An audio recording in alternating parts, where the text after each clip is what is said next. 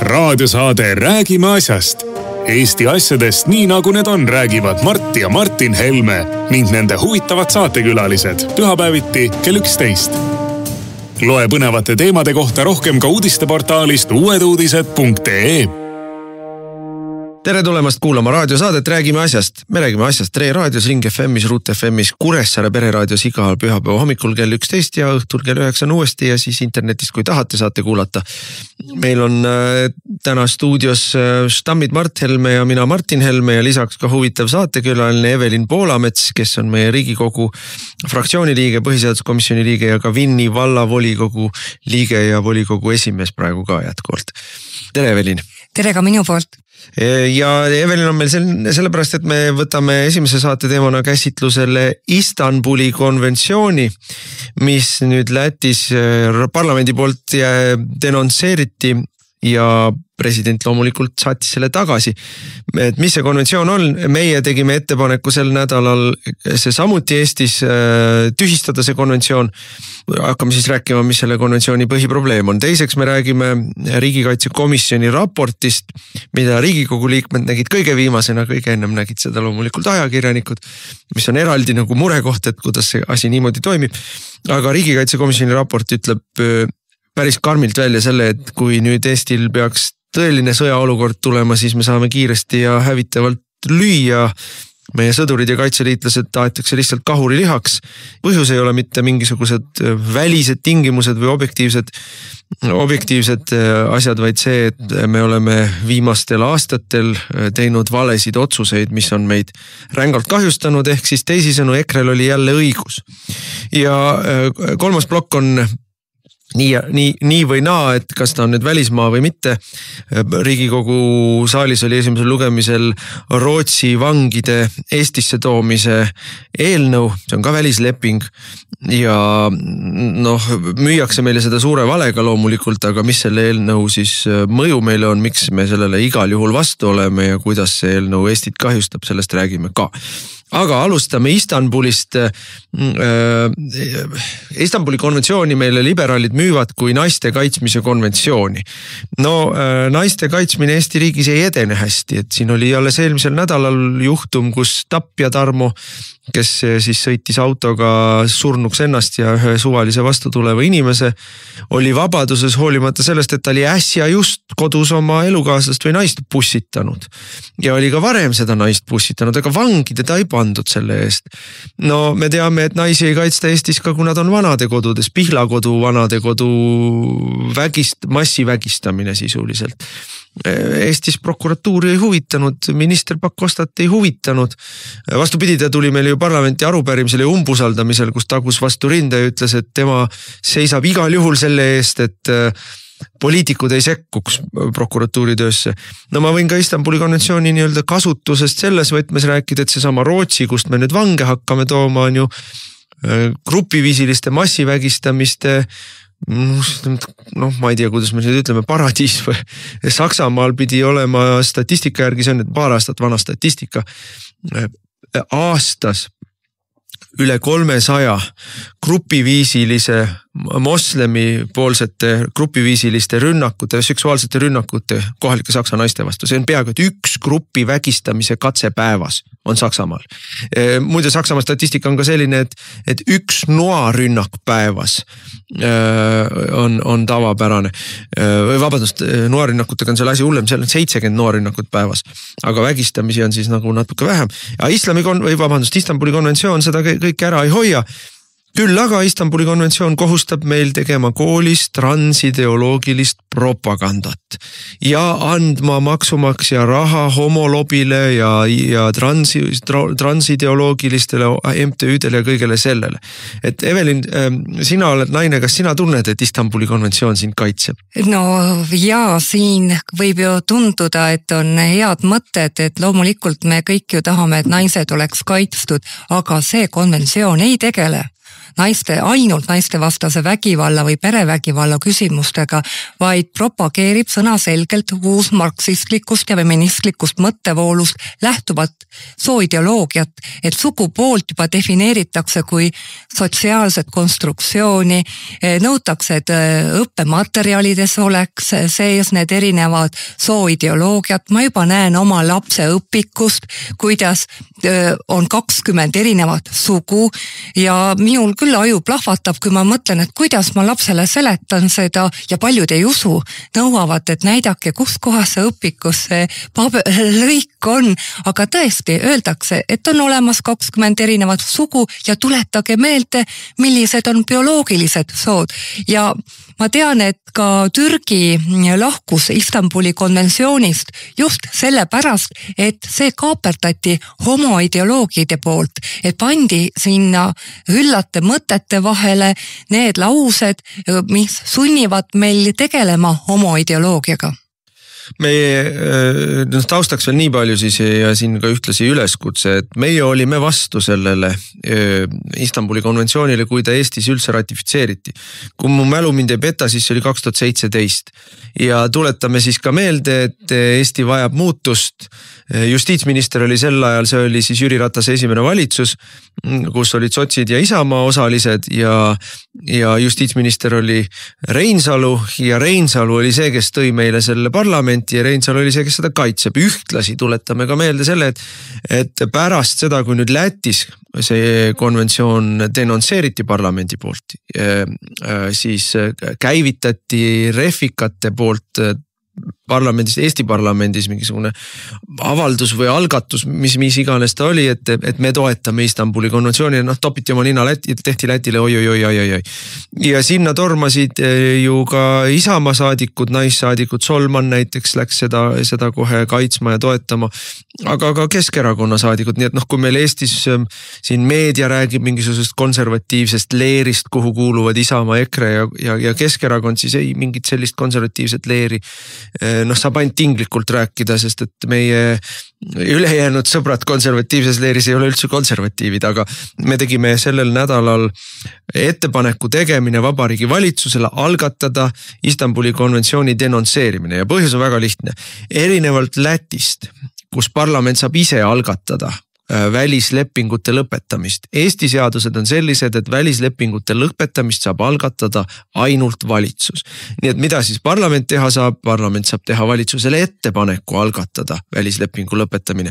Ja meie sellise ettepaneku tegime ja nüüd lisaks sellele käivitasime me reedel petitsioonikeskkonnas petitsiooni siis Istanbuli konventsioonist lahkumiseks, et sellele petitsioonile, kui tuleb vähemalt 1000 allkirja kokku, siis peab Riigikogu komisjon seda arutama, nii et see on nagu selline lisa surve võimaluse avaldamise või ka kodaniku arvamuse avaldamise koht, et see on see, mida me teinud oleme praegu. Ja kui ma vaatan ka, mis toimub Lätis, siis Läti on samamoodi surve all.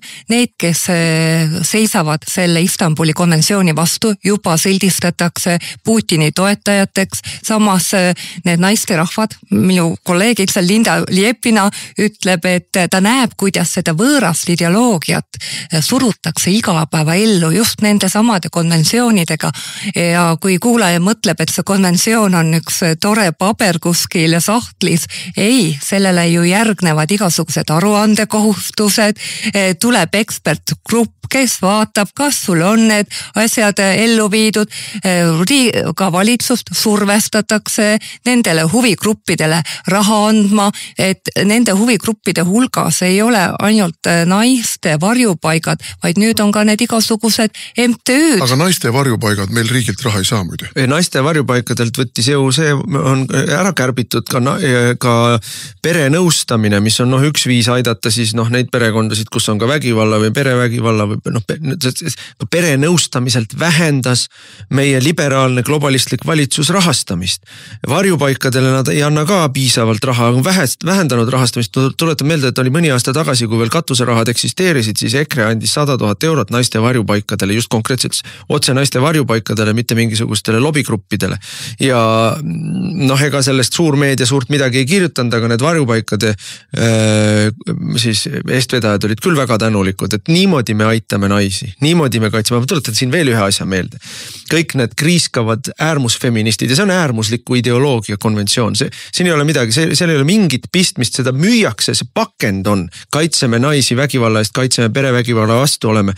Pakend on see, sisu on äärmus radikaalne, vasakäärmuslik ideoloogia, transideoloogia, homoideoloogia, ka immigratsiooni ideoloogia muide on sinna sisse kirjutatud, et sinna on siis pandud erinevad punktid, kui ma õigesti mäletan 56 äkki oli üks neist paragrahvidest või punktidest, kus üteldakse siis, et konventsiooniga liitunud riik peab igal juhul võtma vastu pagulasena naised nendest riikidest, kus naiste vastane vägivald on nii-öelda strukturaalne või kus ongi, kõikidest islamiriikidest põhimõtteliselt, kui sul kott pähe tõmmatakse, siis see on naistevastane vägivald, ma olen nõus, et on.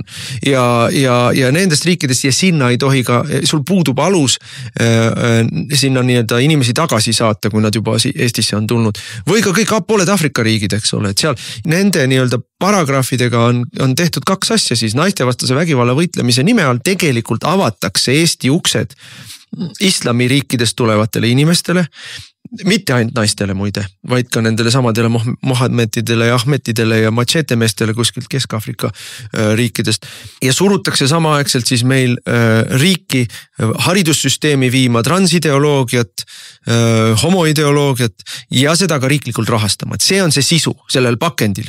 Ja ma tuletan meelde, et EKRE on mitu korda teinud eelnõusid, et me keelustaks burkade kandmise Eestis, et naisi ei alandataks, ei surutakse neile kotti pähe, aga mis on juhtunud Riigikogus, meie liberaalne leer on selle tagasi lükanud.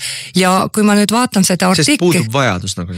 Puudub vajadus, aga see on ju vägivald, et see on ka soopõhine vägivald tegelikult. Et kui me tõesti tahame nüüd seda konventsiooni järgida, siis me ei peaks naisi suruma kottide alla. Seda enam, et need on väga ebamugavad. Ma olen sõitnud laeva peal ja vaadanud, kuidas see vaene naine, kellel on ainult riietusesemest silmade osa avatud, et kuidas ta peaks kohvi või muhvinit sööma.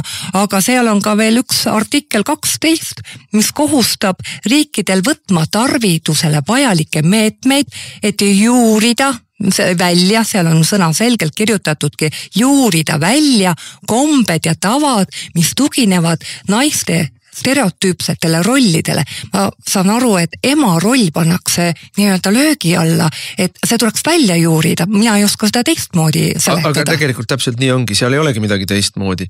Et algselt oli see müüdi ju jutuga, et ei, me peame põhimõtteliselt kuskil Sudaanis hakkama siis seda sama burkat välja juurima. Seda ei ole juhtunud. Küll aga on juhtunud see, et siis Eestis, Lätis, Soomes, Rootsis, Saksamaal juuritakse välja stereotüüpseid soorolle ehk isadust ja emadust. Stereotüüpseid soorolle ehk see, et mees on mees ja naine on naine. Need tuleb välja juurida ja asemele tuleb panna siis, kuidas seal on, teistes kohtades on siis moodsad või kuidas need ühesõnaga voolavad soo-ideoloogiad või kuidas, seal ei ole kirjas, selles lepingus keegi juba siin Delfi umbes debiilikud tegid faktikontrolli, et seal ei ole transsoolisusest sõnagi. On ikka, transsoolusest räägitakse seal eufemismidega ja kui te teate neid eufemisme, kui te teate neid koodsõnasid, millega nad transsoolisust meile pähe määrivad, siis see kubiseb sellest. Aga ma tahan ühe asja veel jälle juurde tuua, et siin kriiskavad meie liberaalid, kuidas naisi tuleb kaitsta ja need on need samad liberaalid, kes kui Jürgen Ligi solvas Riigikogus kõiki naisi ja eriti Riigikogu naisliikmeid ja me tegime talle umbusaldushääletuse, siis nemad Jürgen Ligi tagasi ei kutsunud. Ei Maris Lauri ega Preili Tanel Kiik, Eesti esifeminist, ega ükski teine neist ei kutsunud Jürgen Ligit tagasi, sest et ta oli naisi alandanud ja solvanud.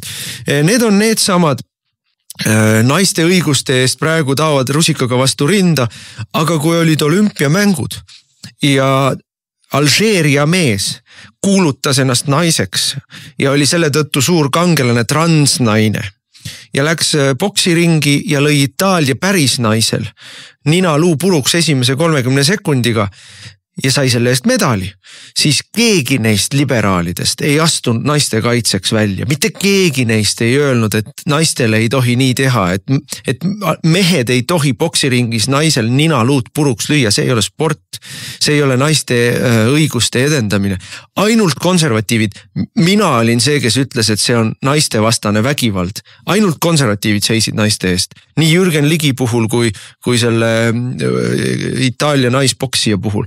Nii et noh, nad on täielikud kahepalgelised valetajad, kui nad siin võtavad mingeid poose. Ja noh, rääkimata sellest, et nad päris elus ei vii ju midagi ellu sellist, mis Eestis aitaks naisi kaitsta. Ja ma toon siia juurde veel Siim Kallase näite, kes on Reformierakonna auesimees, kes võrdleb paljulapselist naist loomaga, lehmaga, kes iga aasta toob ühe vasika ilmale ja seda ei häbeneta ja see on siiamaani Reformierakonna kodulehelt leitav. Signe Kivigi on minu käest küsinud, et ega ma ju ei valeta, et kas tõesti, aga noh, rääkides nendest mitte stereotüüpsetest soorollidest, me juba näeme ajakirjanduses, et emade päeval ei ole mitte tubli mitmelapseline ema ajakirjanduse esikaantel, vaid meie need mitte stereotüüpsed mehed, kes on hakanud enda meelest emadeks, ostnud kuskilt USA-st omale lapsed. Mis on Eesti seadustega keelatud. Just, ja seda siis propageeritakse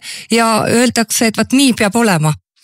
Ja minu poole pöördus Eesti Ekspressi mingi ajakirjanik, et nemad teevad isadepäeva puhul lugu ja noh, Eesti tuntud isadelt võtavad mingeid kommentaare ja et kas ma ka annaks neile paarile küsimusele vastuse. Ma kirjutasin vastu, et teate, et te teete 365 päeva aastast, te teete aastast aastasse mehi ja mehelikkust mõnitavaid ja alandavaid lugusid, naisi ja emadust alandavaid, mõnitavaid ja solvavaid lugusid.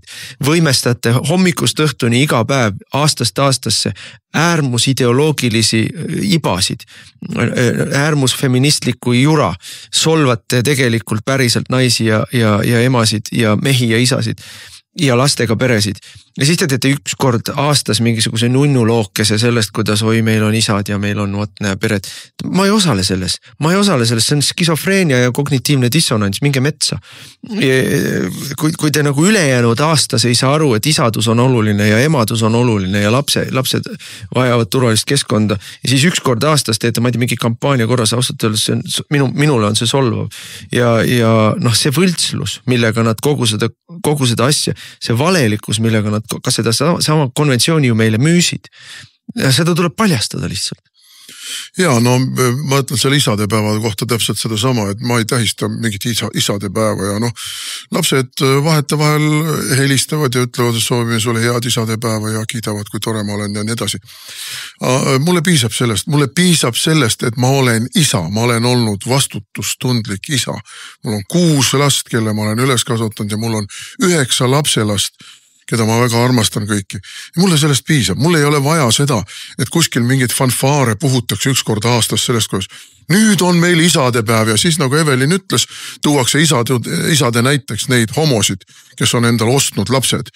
Teate, käige kuradile selle silmakirjalikkusega. Aga Istanbuli konventsiooni juurde tagasi tulles, see on ju selline teleskoopvarras. Sellest Istanbuli konventsioonist sinna on ju väga selgelt sisse programmeeritud ka see, et me peame oma seadusandluses veel võtma vastu akte, mis on mõistuse vastased. Ja mõistuse vastane on see, mida kohustab Istanbuli konventsioon meid tegema. See on see niinimetatud nõusoleku seadus. Ja. No mina ei ole kindel, et ma oleks üldse naise võtnud, kui ma oleks mingisugust nõusoleku seadust pidanud hakkama näpuga järge ajama. No kuulge, niisugused asjad sünnivad ikka spontaanselt. Noored inimesed vaatavad üksteisele silma, kallistavad, suudlevad ja asi läheb edasi. Ja keegi ei kirjuta sinna paberi peale, jah, ma olen nõus seekord, et ta minuga niimoodi teeb. No kuulge, teate, no see on ju täiesti ebainimlik. See ongi inimvihkajalik ja see on muidugi oma olemuselt, noh see on äärmusfeministlik haige maailm, mis on, noh mille motivatsioon on läbivalt meeste vihkamine. No ta on ka enese vihkamine, sellepärast et noh, kuna sul soorollid on paigast ära ja noh, kuna sa elad lõputus vales, mille kõige nagu olulisem vale lause või hüüdlause, mille all inimesed elavad, ma saan ilma meheta hakkama, mul ei ole mehi vaja. Noh, mis on loomuvastane, inimesel on kaaslast vaja ja eluaegne kaaslus on mehe ja naise vaheline kaaslus. Et jah, on inimesi aegade algusest olnud, kellel ei ole elukaaslast ja need on õnnetud inimesed. Ja kui sa nagu ideoloogilise propagandana kasvatad üles põlvkonna järel tüdrukuid, kellele taotakse pähe, et sul ei ole meest vaja kõrvale, siis sa kasvatad üles põlvkonna järel õnnetuid inimesi, kes on millestki ilma jäänud ja kes siis, kui nad ükskord aru sellest saavad, ongi sapised raevu ja viha täis, aga nad oma raevu ei oska suunata nendele feministidele, kes nende elu hukka keerasid oma valega, oma suure valega, oma meeste vihkajaliku suure valega.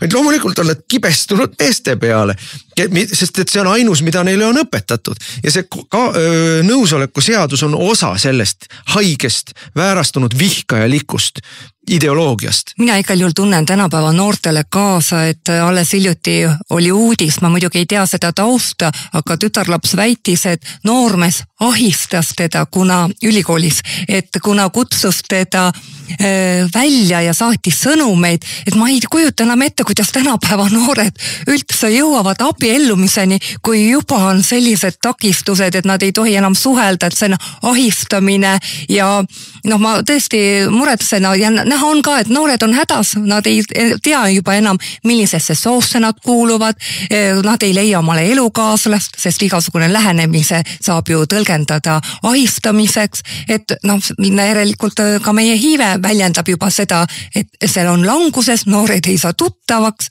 kõik kardavad kõiki.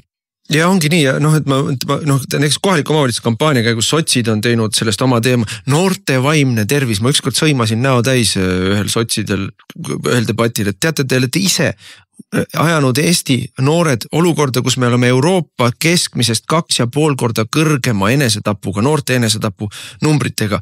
Kõigepealt ei luba neil armuda ja armastada ja õnnelik olla, siis te ei luba neil omavahel suhelda, siis te ütlete, et sa polegi poiss, sa oled võib-olla tüdruk ja tüdrukule, et sa polegi tüdruk, sa oled võib-olla poiss, siis te teete neile mingisugused ahistamise ideoloogilised asjad. Inimesed ei saa olla õnnelikud, inimesed ei saa olla loomulikud ja inimesed elavad üksinduses ja pidevas hirmus ja ängis. Ja siis me hakkame arutama, kuidas noorte vaimne tervis on hukka läinud. Aga võtame meie ajakirjanduse. Meie ajakirjandusest loed sa 2 asja. Räiget propagandat, globalistlikku propagandat või räiget kollast soppa. Ja mida siis heroiseeritakse? Heroiseeritakse uus kuum suhe. Ilmus kusagile uue kaaslasega. Siis võetakse ka võib-olla teinekord selle vana kaaslase mingisugust intervjuud või kommentaari sellele asjale, eks ole. Heroiseeritakse seda, et ei ole püsisuhteid, ei ole normaalset perekonda, ei ole normaalset laste saamist, ei ole normaalset laste kasvatamist. See on siis selle ühiskonna paleus. Selle asemel, et selle ühiskonna paleus oleks hoida oma rahvust, hoida oma kultuuri, propageerida seda, et mehed austaksid naisi, naised austaksid mehi, nad moodustaksid ühtse löögirusika koos oma lastega, et elus hakkama saada ja oma riiki edendada, oma rahvust edendada, oma enda perekonda ja laste jõukust ja heaolu ja rahulolu edendada. Ei, selle asemel me propageerime seda uus kuum suhe. No vot, ja Istanbuli konventsioon ehk Pervo pakt, kui me võime teda ka niimoodi nimetada, on üks väga suur tükk selles pusles, mis hävitab meid rahvariigina ja moraalsete inimesteni. Nii et meie võitleme selle vastu ja nagu Kristen Michal ütles kuskil valitsuse pressikonnal, et EKRE on selles võitluses üksi. Et ei tule Keskerakond ja Isamaa sellest kaasa, me teame seda. Raadiosaade Räägime asjast. Eesti asjadest nii nagu need on, räägivad Mart ja Martin Helme ning nende huvitavad saatekülalised pühapäeviti kell 11. Loe põnevate teemade kohta rohkem ka uudisteportaalist uueduudised.ee. Jätkame saadet, saate nimi on Räägime asjast, nüüd jätkavad kahekesi Mart Helme ja mina Martin Helme ja meil tuli juba eelmise nädala lõpul sai meedia kätte, küllap omad inimesed sokutasid, siis riigikaitsekomisjoni raporti Eesti riigikaitse teemal. No raport on pikk, mingisugune 250 lehekülge umbes. Riigikogu liikmed, kaasa arvatud Riigikogu kaitsekomisjoni liikmed või riigikaitsekomisjoni liikmed täpselt, siis nägid seda pärast alles, mitte ennem, kui see oli Delfis ja ERR-is üleval.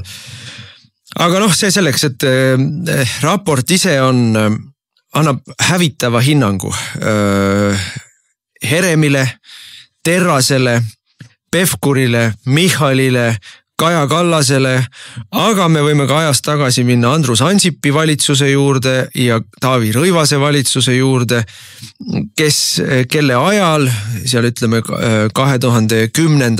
algusaastatel, siis kui Terras ametisse sai, pandi paika Eesti riigikaitse suund sohu. Aga minul on nagu eriline võidujoo rõõm seda raportit lugeda, sest et ma pean ütlema küll, et esiteks, meil oli jälle õigus, mul oli jälle õigus. 2022. aastal ma kritiseerisin teravalt otsust anda ära Eesti laskemoon. 23. aastal ennem Riigikogu valimisi oli ju Eesti meedia andis endast parima, et tembeldada mind riigivaenlaseks ja julgeolekuohuks selle pärast, et ma kritiseerisin Heremit, kes on andnud välja kannatamatult halba kaitseväe juhataja nõu poliitikutele, kes on meid relvitustanud. Kuule, tead, nüüd sa natukene panid küll sohu. Ta ei ole mingit nõu andnud. Ta on olnud amatöörpoliitik, kes on oma põhilist rolli kaitsejõudude juhatajana täitnud Facebookis vaieldes, räugeldes, süüdistades ja valetades.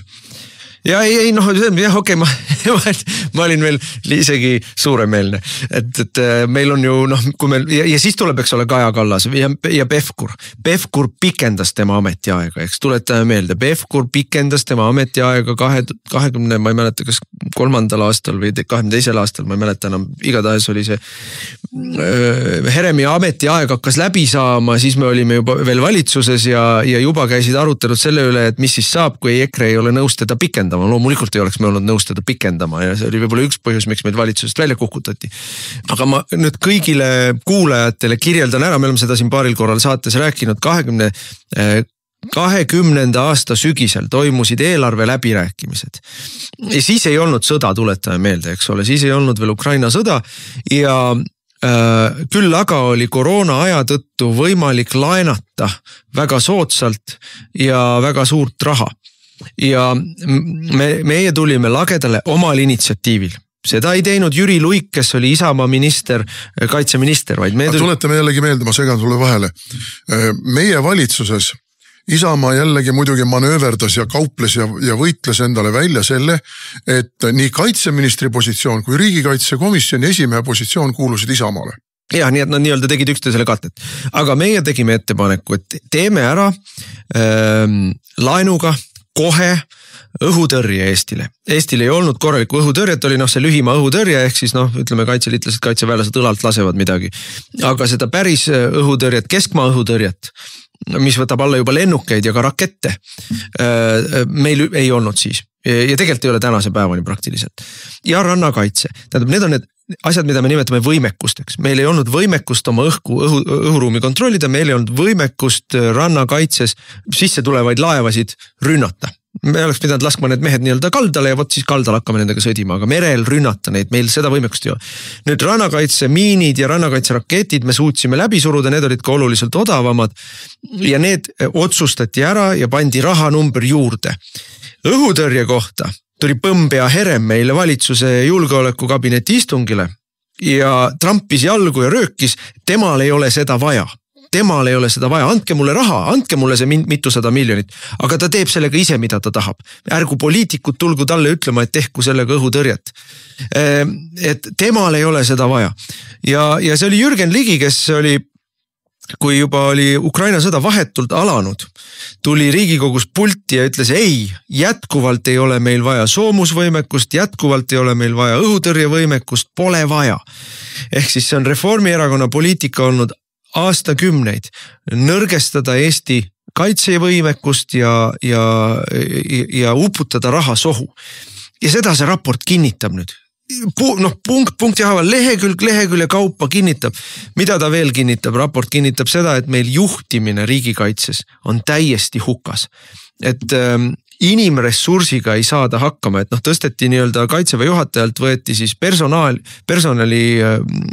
valik tõsteti ümber riigi siis kaitseressursside ametisse, mis on teine amet, eks ole.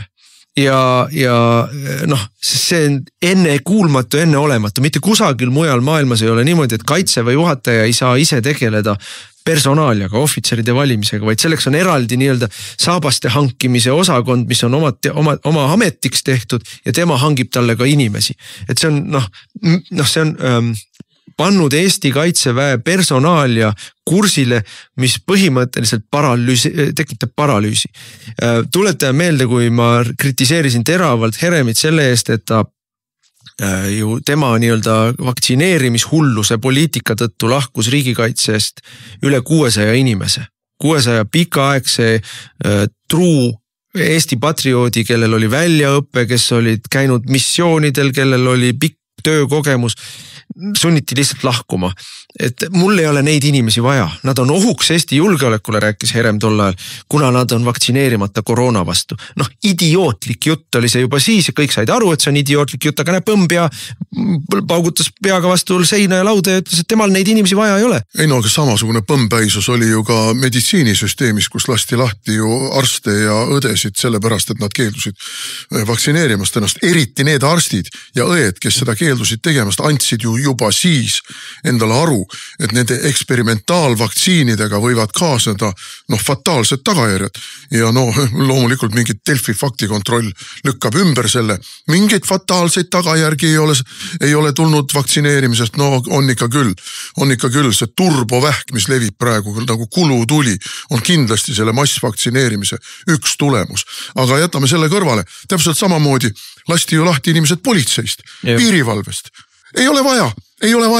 Peaasi, et inimesed kuulavad sõna, aga meil ei ole vaja neid, kes on iseseisvad ja nende kogemused viskame ka prügikasti. Aga minu meelest tehti seda teadlikult just nimelt selle jaoks, et jõustruktuurid puhastada ära ise mõtlevatest inimestest. Et jääksid järgi ainult sellised, kes tingimusteta küsimusi küsimata või ka väikse kõhkluse või nurinaga, aga ilma igasugusi probleeme tekitamata teevad alati nii, nagu kästakse. Sellepärast, et sellised inimesed, siis kui kästakse, on valmis tulema ka oma inimeste kallale. Nii nagu me koroona ajal nägime. Ja läksidki ju memcafees läksid ja tšellot mängivad, Silvia Ilves tahtsid ära arreteerida Eesti hümni mängimisest. Täpselt seda. Ja selle jaoks see oli nii hea lakmustett, et inimesed, kes oma peaga mõtlevad, kes ütlevad, et kuulge, mul on seaduslik õigus keelduda sellest, nendest tuli lahti saada. Aga ma tulen selle kaitseraporti juurde tagasi, et seal on nagu mitu suurt, ma arvan, me räägime sellest kindlasti veel, sest et juba süvariik on vastulöögi andnud siin igasugused süvariigi propagandistid nagu Oidsalud, kõik taandavad selle siis inimeste vahelistele pikaaegsetele rivaliteetidele, et Kiili, kes ei sallinud ühte või teist kõrgemat ohvitseri ja kes seal kõik on. Ei ole. Küsimus on Eesti kaitstuses. Kas Eesti on kaitstud või mitte? Raport ütleb selge sõnaga, täna kui peaks puhkema sõda, Eesti kaotab.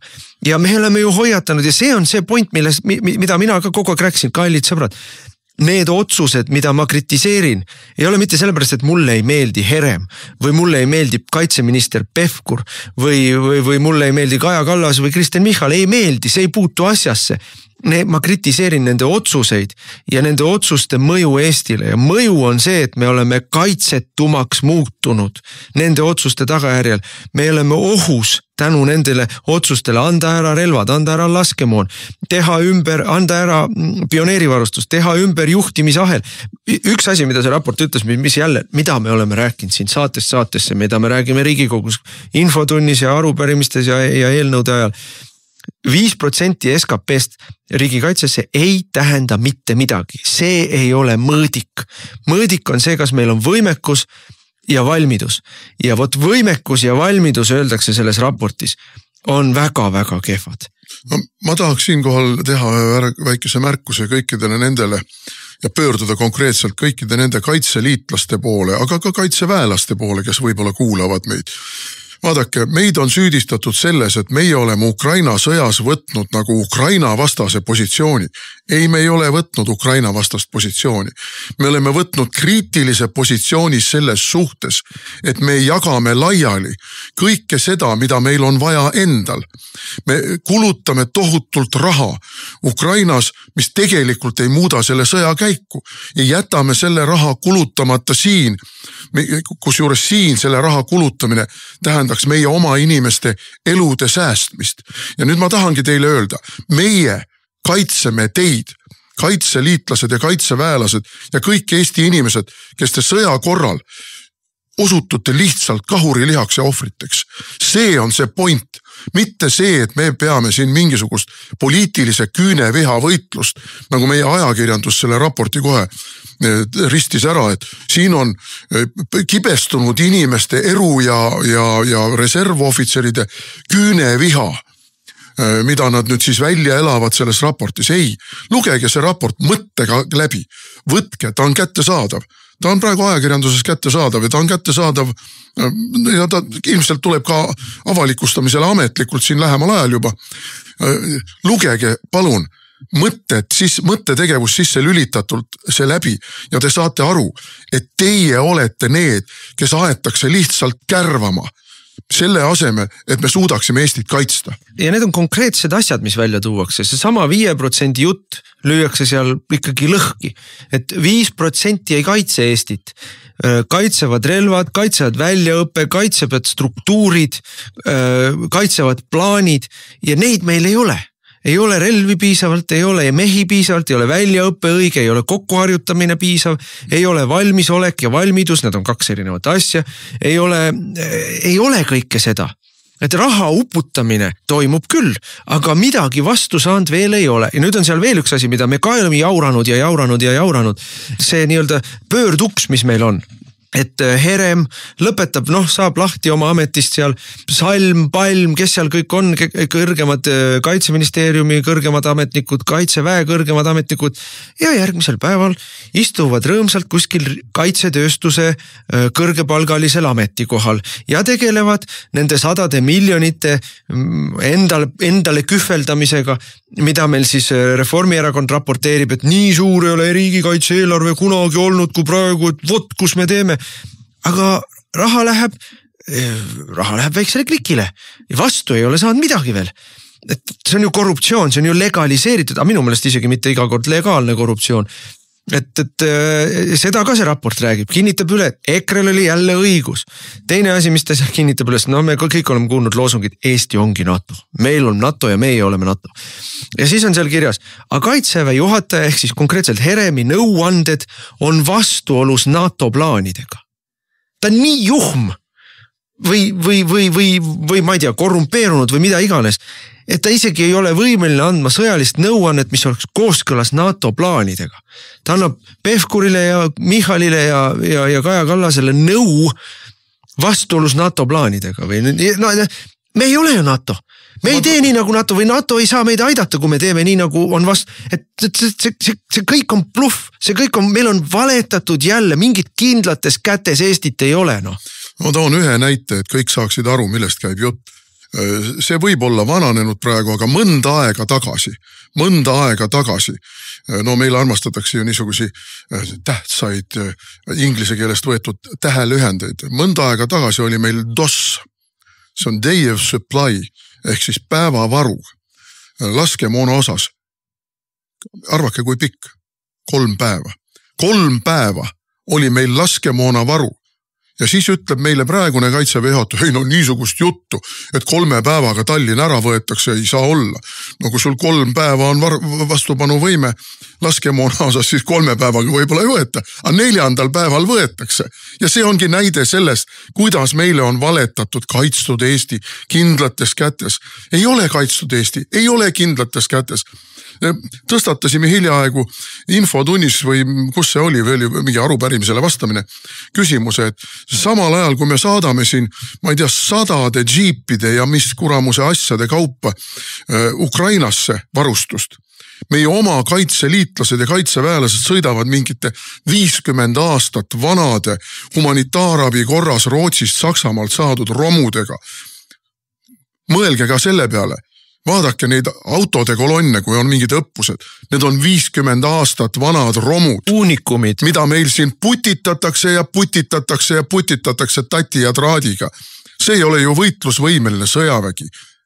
See on ju illusioon võitlusvõimelisest sõjaväest. No, ja seda see raport ütleb. Aga näe, nüüd sa jälle olid Putinist. Jälle Kremli jutupunkt. Ei, ma ei ole Kremli. No, ma räägin, mida meile vastab. See on ju see, mille eest me maksame vere hinda. Et raha on ära raisatud, raha on ära varastatud.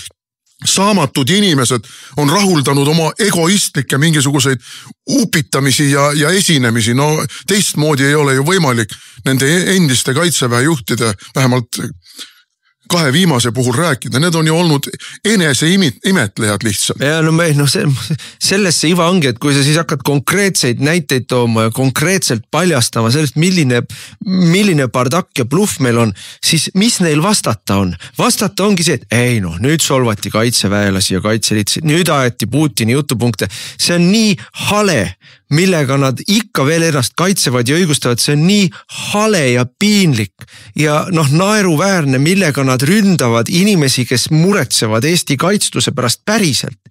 Et noh, mina ei tea, kellele see korda läheb veel, keda huvitab see, kui mingid Michalid või Pevkurid või Ligid jälle hakkavad mingist piinlikku iba ajama sellest, kuidas ei noh, Putinile see jutt meeldiks. Putinile meeldib see, mida on Reformierakond meie riigikaitsega teinud. Ma tahan ühte asja veel öelda ja seda me oleme siin ka võtnud infotundides ja mujal pidevalt päevakorda. See on see nii-öelda laiapindne riigikaitse ehk siis elanikkonnakaitse ja siin on kõik tegemata. Eile õhtul käisin oma kodulähedases Selveris, seal on maa-alune parkla, sõitsin sinna ja siis ütlesin abikaasale Monikale, et vaata nüüd, see on nüüd siis see varjumiskoht. Aga vaata, kuidas ta konstrueeritud on, mismoodi need talad seisavad siin. Piisab ühest mürsust ja piisab sellest, et mõned talad nihkuvad ära ja kogu see varjekoht variseb nendele inimestele, kes on siia tulnud nende samade pommide eest varjule. Variseb neile kaela. See on lõks. See ei ole mingi varjend ega varjekoht. See on lõks, mis toob kaasa rohkem ohvreid, kui need inimesed jookseks lihtsalt laiali. Kuskile, ma ei tea, Harkujärve äärde ja Õismäe rabametsa ja mujale niisugustesse kohtadesse. Need on lõksud ja need lõksud lähevad meile maksma väga raskeid inimohvreid. Ja rääkimata sellest, et kui meil vangad elektrivarustuse maha võtavad ja kõik meie korrusmajad muutuvad 1-2 päevaga elamiskõlbmatuteks, siis kuhu me need inimesed paneme? Meil ei ole mingit evakuatsioonisüsteemi, meil ei ole mingeid varusid, meil ei ole mingit logistikat ega ekspedeerimist, et neid inimesi, kes on 100 000 võib-olla potentsiaalselt, Tartust, Pärnust, Tallinnast, igalt poolt mujalt kortermajadest, kus nad tuleb evakueerida. Kuidas me need inimesed elus hoiame? Kuidas me korda hoiame? Kuidas me neid varustame meditsiiniabiga? Sünnitavad naised hakkavadki seal samas kuskil, ma ei tea, maanteekraavis sünnitama. Maanteed on kõik umbes. Suurepärane sihtmärk mingisugustele kurjategijatele röövimiseks, sest et turvajaid ju ei ole. Kaitseliit on rindel. No, aga lisaks... Sisekaitsereservi ei ole. Politsei ei jaksa selle kõigega hakkama saada. See, mis juhtuma hakkab, on totaalne inimeste arvel toimuv kaos. Ei noh, aga president ütles, et me tükeldame ära ja surume põlvili. Meie kõik kõrgemad sõjaväelased on rääkinud meile 3 aastat, kuidas kohe lähme neid vaenlast hävitama nende enda tagalas. No, et kuidas sa nüüd täiesti teistsugust juttu hakkad ajama, et noh, selles mõttes, et see propaganda, mis meil on olnud, on nii väär olnud nii mitmel tasandil. Alates sellest, et kindlates kätes ja kindlalt kaitstud ja NATO vihmavari ja lõpetades sellega, mis meie võimekused on või kuhu meie raha läheb. Sest noh, üks asi ka, ma ütlen, tuleme selle teema tagasi, see on mahukas teema ja mitme tahu alt tuleb seda käsitleda, aga üks teema, mis seal ka kirjas on, tuulikud ja päikesepargid on meile julgeolekuoht. Puust ette ja punaseks tehakse, kuidas ja miks? Ei ole hajutatud tootmine, millest meil on nagu rohkem kasu kui sellest, et meil on Narvas põlevkivijaamad. On suurem julgeolekuoht kui tegelikult need üks ja sama jaam seal. Nii et nendest asjadest me peame kindlasti veel rääkima ja seda raportit me närime siin kindlasti veel, aga ikkagi tahan uuesti tagasi tulla selle juurde, mis ma alguses ütlesin, EKRE-l oli jälle õigus. raadiosaade Räägime asjast. Eesti asjadest nii nagu need on, räägivad Mart ja Martin Helme ning nende huvitavad saatekülalised pühapäeviti kell 11. Loe põnevate teemade kohta rohkem ka uudisteportaalist uueduudised.ee. Jätkame saate viimane tükk on, vähe aega on, aga proovime ära mahutada. Meil oli Liisa Pakosta, kes on Liisa Pakosta elu defineeriv lause on see, et isa on ema ja isa on isa. Et kui ta seal samuses raadiosaates transsoolisusest rääkis, et isa ja ema on ikka alles, sest et isa on isa ja isa on ema ka. Et see on tema tase, tegemist on absoluutselt pöörase inimesega, äärmuslasega loomulikult, minu meelest inimvihkaja, Eesti vihkaja ja valetab, süstemaatiliselt valetab. Tõi meile Riigikogu saali siis selle välislepingu, kus meie lepime kokku Rootsiga tuua Rootsist vange Eestisse, Tartusse konkreetselt. No ja leping ise ei ole Eestile kasulik, vastupidi. Lepingus on kirjas, et ka meil on rahalised kohustused näiteks, meil on igasugused muud kohustused. Pikalt vaieldi seal Riigikogu arutelu ajal, kas me peame siis neile halalliha tegema või ei pea, et selles mõttes, et kui me räägime Rootsi vangidest, siis saame kõik aru, need ei ole rootslased, need ei ole Ville Ohrulle, need ei ole mingisugused Petsid ja Matsid, need on Ahmedid ja Mohammedid ja kõik, mis nad on seal, mingisugused Somaalia machetemehed ja Kongo kõrilõikajad ja Liibüa ja Somaalia ja Süüria ja Afganistan ja need on need. Pluss Balkani gängid, Balkani narkogängid ja inimkaubitsejad, et need on need vägistajad, pedofiilid, narkogrupeeringud, pommipanijad. See on see seltkond, et me küll nimetame neid Rootsi vangideks, aga siis sellist nii-öelda rootslast nende hulgast, ma arvan, me hakkame tikutulega taga ajama. Ja see on tegelikult kogu asjaga siis üks aspekt. Et meie siis oleme nüüd see prügila Rootsi läbikukkunud immigratsiooni ja multikulti poliitikale. Et neil endal enam ei ole ruumi, kuhu panna neid vägistajaid, mõrtsukaid, pommipanijaid, noakangelasi, machetekangelasi, narkoärikaid. Neil endal enam lihtsalt pole ruumi, neid on nii palju ja nad ei mahu enam Rootsis vanglas ära, siis nüüd hakkame meie olema see riik. Ja seda vaatamata väga liberaalsele karistuspoliitikale. Ja nii et ja minu vastuseis või meie vastuseis, ütleme siis sellele lepingule ongi tegelikult printsipiaalne. Et see ei ole see, kas me saame liiga vähe raha või äkki on kuidagi mingi, see on printsipiaalne, see on riiklikku väärikust alandav. Esiteks riiklikku väärikust alandav ja teiseks Eesti inimeste turvalisust ja julgeolekut rängalt kahjustav. No argumendid, mis ta seal tõi, olid jah, ausalt öeldes, see raha argument, ma ütleks, et see on prostituudi mõtlemine. See on prostituudi mõtlemine. Ma müün oma keha, sest ma saan raha. Ja ma müün oma vanglapinda, sest ma saan selle eest raha. Ja vanglapinnad on meil tühjad, aga vanglapinnad on meil tühjad, nagu me siin juba oleme rääkinud, sellepärast, et meie karistuspoliitika ei pane vangi inimesi, kes on süüdi mõistetud mingite kuritegude eest, vaid püüab neid vabaduses ümber kasvatada, andes neile tegelikult võimaluse uuesti kuritegusid sooritada. Ja siis ikka ei pane vangi. Ikka leiab, et mõistlik on neid lasta vabaduses ringi kõndida, ehk kasvavad ümber. Meil on ju mingid dialoogipolitseid ja ma ei tea, mis muud totrad ja mõttetud ettevõtmised. Ja liberaalse maailma ühiskonda lammutavad, meelega lammutavad. Ja teine muidugi küsimus on selles, et nagu väidetakse, et see suurendab meie turvalisust ja see loob Lõuna-Eestis, ma ei tea, 450, mis ta ütles, uut töökohta. Kulla Pakosta, meil on politseis praegu täitmata kusagil suurusjärk 600 või 650 töökohta. Meil ei ole piisavalt politseinikke. Meil ei ole tegelikult piisavalt vanglavalvureid. Ja see, et me valmistame neid ette Sisekaitseakadeemias, tore, aga sinna ei taha ju tegelikult inimesed, selle vangla ala peale ei taha tööle või õppima minna eriti. Et tahetakse minna tollindust ja muud niisugust õppima, aga vangivahiks ei taha keegi eriti õppida. Et me ei kasvata sealt midagi, me ei loo mingeid töökohti. Sa hakkad tänavalt noppima inimesi, et neid sinna vanglasse valvuriteks panna, ilma kvalifikatsioonita. Ja mida näitavad ka vanglapraktikad? Vanglapraktikad näitavad seda, et kui vanglates ei ole korralikku kontrolli, korralikku kontrolli, siis need vangivalvurid korrumpeeruvad. Nad hakkavad vahendama narkootikume, nad hakkavad vaikselt althõlma sisse tooma mobiiltelefone, nad hakkavad laskma sinna sisse külalisi, kes omakorda toovad sisse mingisugust illegaalset kraami. Et me tegelikult aitame kaasa ja ärme unustame, et väga paljud nendest vangidest, kes siia tulevad, kuuluvad mingitesse rühmitustesse. Lepingu kohaselt võidakse ju väita, et võrgustunud kurjategijaid siia ei tooda. No kuule, Reformierakonna lubadus. Naiivne ja totter jutt lihtsalt. Need kuritegelike gängide liikmed, need sidemed, mida sellega laiendatakse meile Skandinaaviast ja Lähis-Idast ja Balkanilt, need saavad olema meie turvalisusele kolossaalselt raskete tagajärgedega.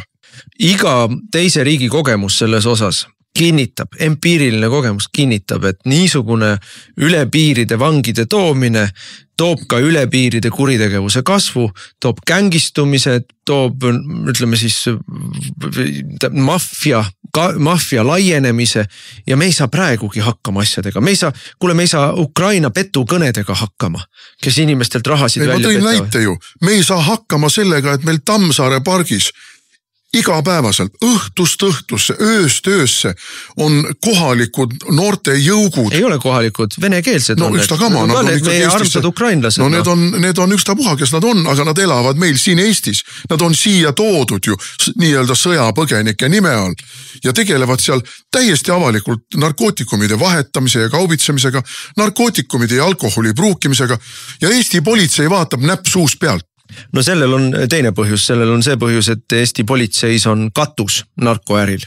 Et meie politsei on korrumpeerunud ja nad ei tegele teatud asjadega, lihtsalt põhimõtteliselt ei tegele. Ja kui mõni noor ja usin patrullipolitseinik läheb sellega tegelema, siis tal tehakse kiiresti selgeks, et see ei ole see koht, kuhu sa pidid minema. Asi on hullem, meil on ju välja töötatud selline geniaalne süsteem, et politsei konfiskeeritud narkootikumid saadab osaliselt uuesti turule, väites, et niimoodi neid turule lastes saavad nad jälile diileritele ja võrgustikele. Aga tegelikult omalt poolt aitavad nad kaasa selle samal narkokaubandusele ja tõenäoliselt, ma ei saa kätt piiblile pannes vanduda, tõenäoliselt on inimesi politseis, kes selle pealt väga jõhkralt teenivad. Muidugi, ei, see on korruptsioon, see on selge ja kõik meil Eestis on korrumpeerunud, prokuratuur on korrumpeerunud, politsei on korrumpeerunud, kohtud on korrumpeerunud, see on täiesti jõle. Aga nende rootslastega, Rootsi vangidega on selles mõttes, et me ju kõik teame, et tegelikult Eesti justiitsministeerium tahab ka teistest riikidest vange võtta. Huvi on tundnud Soome, huvi on tundnud Inglismaa, huvi on tundnud Holland. Et see on rängalt Eesti inimeste julgeoleku arvelt tehtav asi. Rängalt. Ja sinna juurde need täiesti ebaadekvaatsed rumalad jutupunktid sellest, kuidas, aga meil on nii palju tühje vanglaid, me ei saa ju, me ei jõua neid ise üleval pidada. No esiteks, tühjad on nad sellepärast, nagu sa ütlesid, et Eesti enda kurjategijad on vabadusse lastud. Tegelikult peaks olema ikkagi retsidiivsed kurjategijad müüride taga kinni ja kogu lugu. No mitte ainult retsidiivsed, kui sul on ikkagi, seesama tuleme Istanbuli konventsiooni juurde tagasi. Kui sul on ikkagi teada olevalt inimene, kes süstemaatiliselt oma perekonda terroriseerib, peksab lapsi ja peksab naist ja pidevalt korraldab mingisuguseid joominguid koos oma samasuguste sõpradega. No selline inimene tuleb isoleerida. No ja see ongi retsidiivne, see on korduv käitumine, aga need on vabaduses meil. Ja siis räägime, aga meil on vanglad nii tühjad, meil ei ole nende pindadega midagi teha. No ei hakka siin isegi avama seda küsimust, et miks siis omal ajal ehitati nii suured vanglad. See oli ju järjekordne Reformierakonna korruptsiooniskeem. Kuskilt saadi tohutu suured rahad, oli vaja teha tohutu suured ehitised, sest mida suurem ehitis, seda suurem eelarve, seda rohkem saab keegi tellimust. Ja kui juba tellimust saadakse suurelt, siis keegi saab sealt oma osa ka kätte. Nii et see on probleem, aga teiseks me oleme riigi valitsemisel on Reformierakond nii põhja ajanud kogu riigi, et me ei saa riigi tuumfunktsiooniga hakkama. Riigi tuumfunktsioon on tagada avalik kord ja turvalisus, inimeste turvalisus, õiguskaitse, ja ei saa hakkama. Rahakest ei ole selle jaoks, raha läheb ära Rail Balticule ja tuulikutele ja transsoolisust edendavatele MTÜ-dele. Ja sinna läheb raha ära ja siis meil vanglate pidamiseks seda mõnda miljonit enam lihtsalt ei jätku. Et see on ju kõik kogu komplektis näitab selle täielikku läbikukkumist, Reformierakonna valitsemise läbikukkumist. No võtta, aga siis on meil siin selline juhtum, mida ma hiljaaegu kuskil lugesin, et kriminaalasi on algatatud mingisuguse, ma ei tea, isa suhtes vist, kes julges oma lapsele öelda, et kui sa nüüd ei kuula sõna, siis sa saad vitsa. Vitsast rääkimine oli nii räige kuritegu, et selle puhul tuleb algatada kriminaalasi. Aga need, kes meil siin tänaval terroriseerivad inimesi ja igasuguseid mutsikadusi teevad, need see pole probleem. Ei paku huvi, Tapja Tarmo käis ja pussitas oma naist, oli 3 korda või 2 korda pussitanud, aga vanglasse ei pandud. Temaga oli me oleme jõudmas sinna, kuhu on jõudnud Inglismaa või Saksamaa, et politsei tegeleb kõige ja kõigiga, välja arvatud kuritegevus ja kurjategijad, sest ausalt öeldes kurjategijad on ebameeldiv seltskond. Palju lihtsam on peedistada pereisa või mingisugust lihtsalt keskmist kodanikku, kellel saab mingit trahvi teha, eks ole. Palju meeldivam, sa ei pea agressiivsete, ohtlike, hullunud inimestega tegelema. Jumala eest, las nemad olla omaette. Meie tegeleme siin pereisade ja pereemade ja ma ei tea, mis juhtumitega, eks ole. See on nii väärastunud kõik, aga Rootsi asja juurde tagasi tulla, Rootsi lepingu juurde tagasi tulla. Ma küsisin ka nii Valdo Randperelt, kes oli kaasettekandja, kui ka Kristen Michalilt infotunnis, et siin reformierakondlased Tartust on kõvasti vastu rinda tagunud ja öeldud, et ei, Tartu reformierakondlased ei luba selle asja siin küll, et Tartu reformierakond on vastu sellele, et see on ikka Tartu mainele ja Tartu elule halb. Et kas siis on Tartu reformierakondlased Reformierakonna sees kanna maha pannud ja öelnud, et kuule Michal, ei ole nõus, ei tohi teha. Pange koalitsioonis see asi seisma, sest täpselt nii poliitika töötab. Kui poliitika ühe erakonna esindajad ja Tartu Reformierakond on Reformierakonna sees ikkagi kaalukas segment või kaalukas grupeering nii-öelda. Kui ka nad päriselt ütleksid Michalile, et jäta järgi, siis Michal paneks selle asja seisma. Aga Michal ütles ja Randpere samamoodi ütles, et ei, partei sees ei ole mingisugust kisa sel teemal, ei ole midagi. Seegi on järjekordne näide Reformierakonna valetamisest. Et tartlastele Tartu reformierakondlased ütlevad, et oi, meie ei taha neid, aga erakonna sees nad ei tee piiksugi sellele. No vaatame, kui meil see arutelu seal oli, siis vandusid ju kõik opositsioonierakonnad, kaasa arvatud sotsid ja Isamaa ja Keskerakond koos meiega, et järgmine valitsus, kui selle valitsuse ajal veel läbi surutakse ja muidugi seal kerkis ka küsimus, et 10% toetusega valitsus, mille üks partner on alla 2% aeg-ajalt küsitlustes, surub praegu Eesti riigile ja rahvale peale. Täiesti ebamoraalselt lepingu, mis on avalikkuse totaalse vastuseisuga tegelikult tuleks tagasi lükata. Et ühesõnaga kõik opositsioonierakonnad vandusid, et võimule tulles nad tühistavad selle lepingu ja ei võta neid vange või kui nad on tulnud siia, siis saadavad tagasi. No ma tahaks näha. Ma võtan mürki ja võtan kõige kangemat mürki, et Isamaa on esimene, kes alt ära libiseb.